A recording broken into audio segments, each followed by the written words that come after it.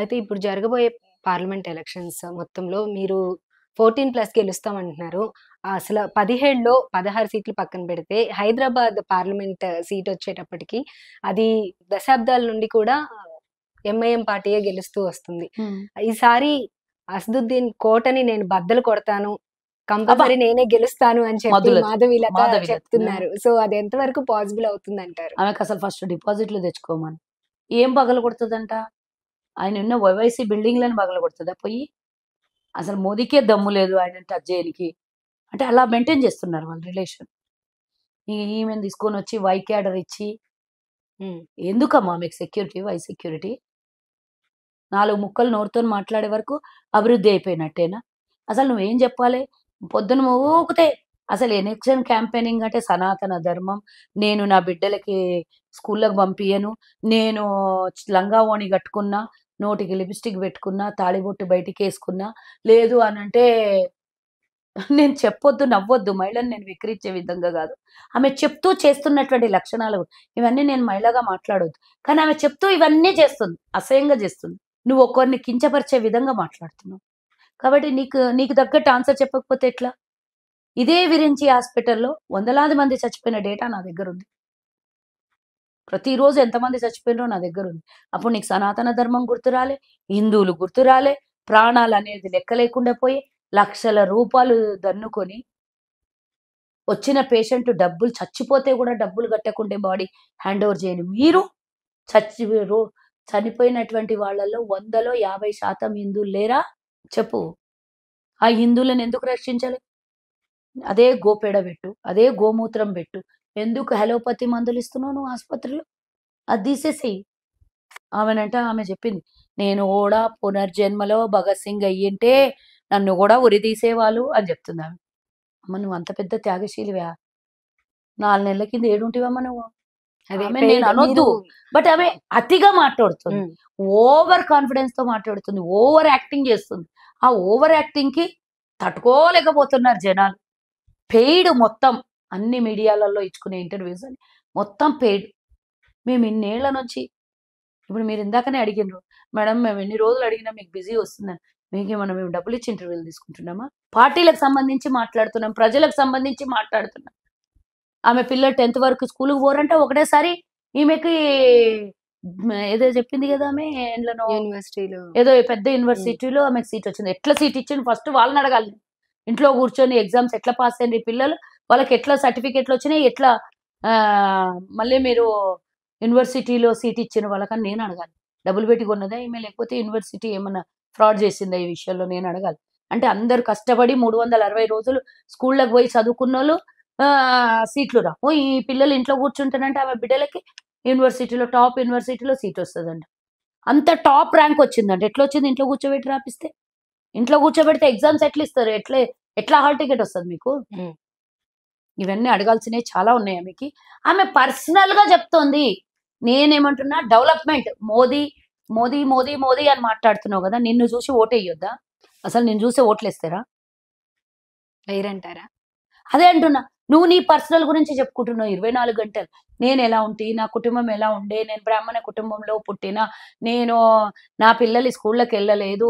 అంటే ఒక అదే బై ఇప్పుడు చేసుకొని స్టోరీ హ్మ్. క్రియేట్ చేసుకొని మాట్లాడుతుందావిడ. మొదటి నుండి కూడా సనాతన ధర్మాన్ని కాపాడుకుంటూ వస్తున్నాను. ఏడుంటివి హిందుత్వాన్ని మరి నువ్వు? కాపాడుకుంటూ వస్తున్నాను అని ఏడుంటివి? చెప్పి నువ్వు పుట్టి చెప్తూ 40, ఉన్నారు. 50 ఏండ్లు అయ్యుండొచ్చు గదా! హ్మ్. నువ్వు ఏడుంటివి? ఈ సనాతన ధర్మాన్ని ఇన్ని రోజులు ఎందుకు కాపాడలేదు? ఏమైందే? ఇప్పుడు సడెన్‌గా వచ్చి దేశాన్ని ఉద్ధరిస్తా అనే వరకు అయిపోతదా? నేను పొలిటికల్‌గా మాట్లాడట్లేదు. ఆమె పర్సనల్‌గా మాట్లాడింది కాబట్టి పర్సనల్‌గా అంటున్నా. పొలిటికల్‌గా వస్తే నువ్వు మాట్లాడు. నేనేం అభివృద్ధి చేస్తా? మా మోదీ ఏం చేసిండని చెప్పు ఫస్ట్ నువ్వు పోయి ఆడ. ఓల్డ్ సిటీలో. మీ మోదీ హైదరాబాద్ దాటనటువంటి ఎంఐఎంని ఏఐఎంఐఎం చేసినందుకు ఓటేయాలనా నీకు? చెప్పు. ఉత్తరప్రదేశ్‌లో పోటీ చేస్తే మీ ఓ ఓ ఓవైసీకి, మీ ఓవైసీకి అంటున్నా.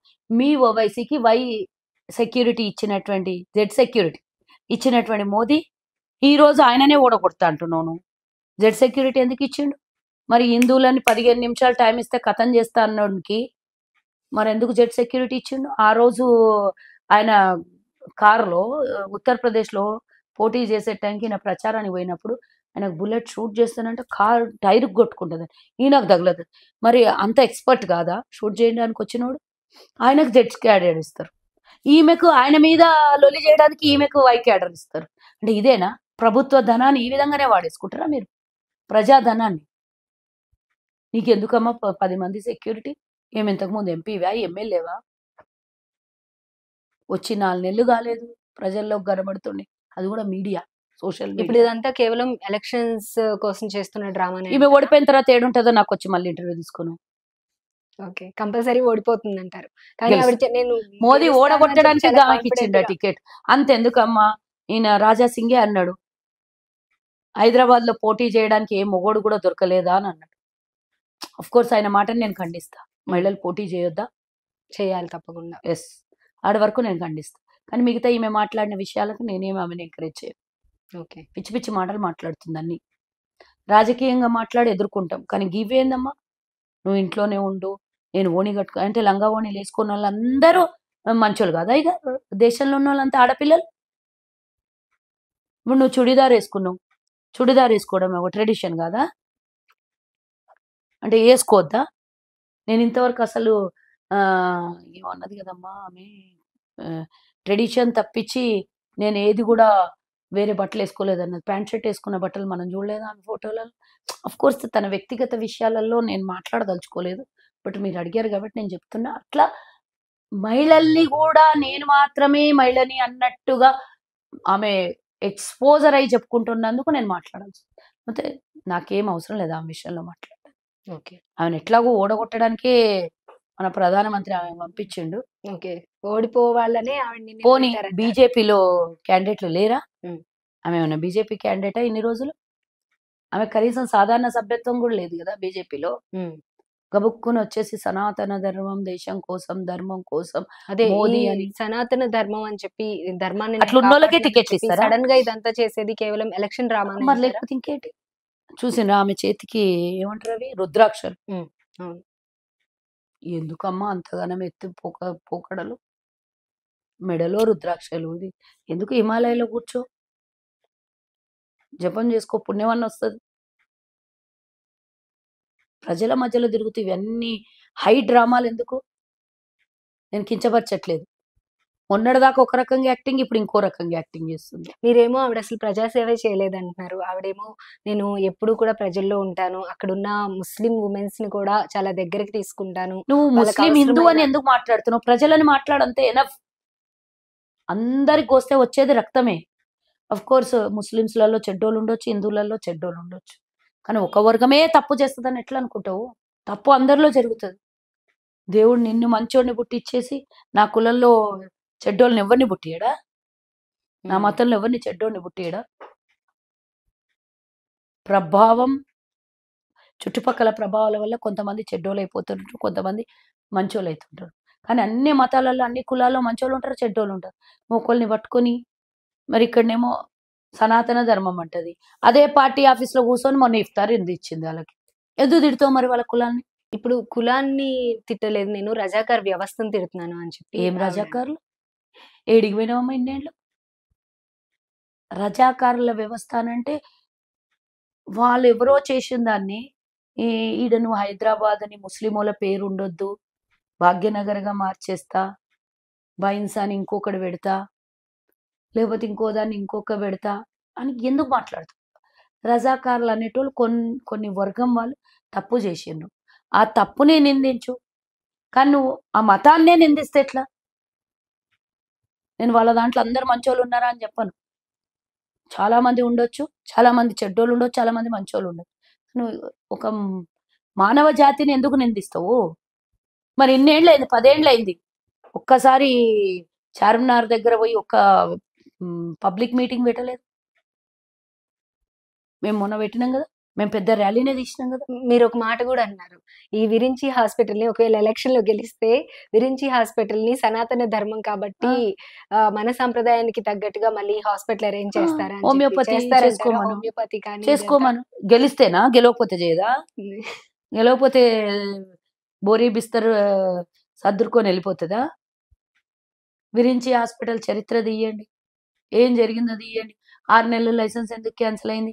మళ్ళా కేటీఆర్‌తో మేనేజ్ చేసుకొని మళ్ళా ఎందుకు లైసెన్స్ వాపస్ తెప్పించుకున్నారు? ఏం జరిగుంటది 6 నెలల్లో కథ? 6 నెలలకు ముందు?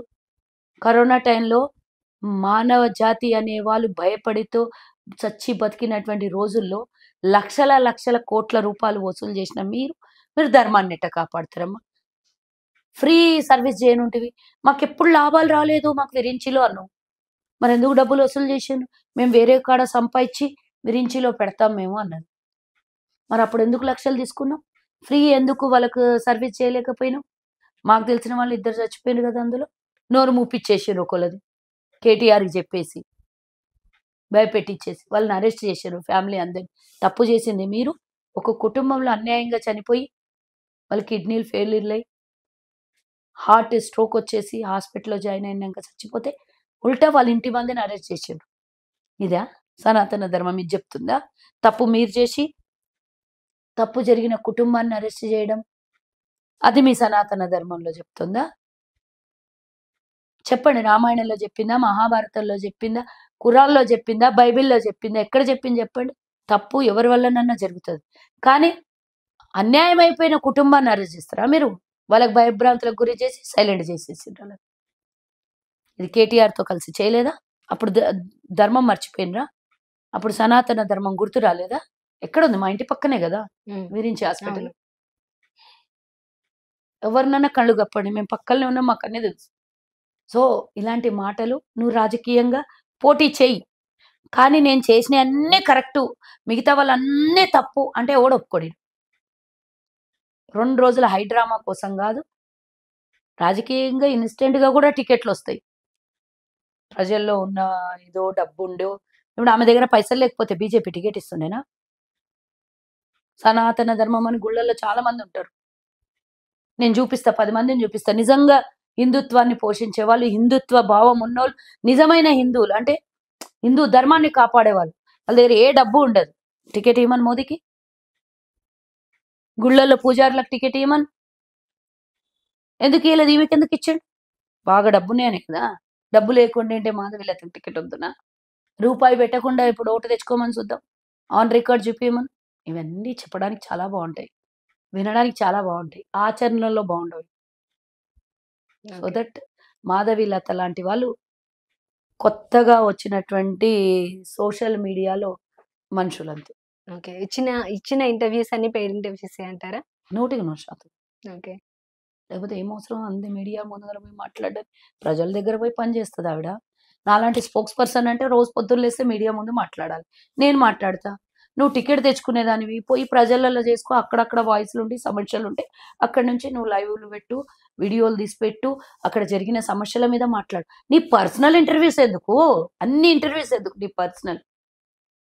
ఆ ఇంటర్వ్యూస్ ఎందుకియ్యాలి? నువ్వు కొత్తగా సడెన్‌గా వచ్చిన సెలబ్రిటీ లాగా ఫీల్ అయిపోతే ఎట్టమ్మా? మోదీ గారు ట్వీట్ చేస్తారు ఈవిడికి. గుళ్ళో కూర్చున్న పూజారికి ఎందుకో చేయడు మోదీ. ఆయన నిజమైన ధర్మ రక్షకుడు గదా! ధర్మాన్ని కాపాడుతాడు గదా! వారి గురించి ట్వీట్ చేయాలి. యెస్. డబ్బు. మోదీ మాధవీలత దగ్గర డబ్బుంది కాబట్టే సీట్ ఇచ్చాడు యెస్. మోదీ అంటారు. నేనదే చెప్పిన. నిజంగా ధర్మ రక్షకులు, ధర్మాన్ని కాపాడేవాళ్ళు చాలా మందున్నారు. నేను పేరు చెప్తా మీకు తెలవకపోతే. వాళ్ళకియ్యండి టికెట్. మేమైతే సెక్యులర్స్. మేము అలాంటి మాటలు మాట్లాడం. మరి ధర్మాన్ని కాపాడేవాని పేరు ముసుగులో ఉన్నారు గదా! ఆ ముసుగులో ఉన్న వాళ్ళ పేర్లు కాకుండా నిజమైన ధర్మ రక్షకుల పేర్లు చెప్తాను. టికెట్ ఇయ్యండి.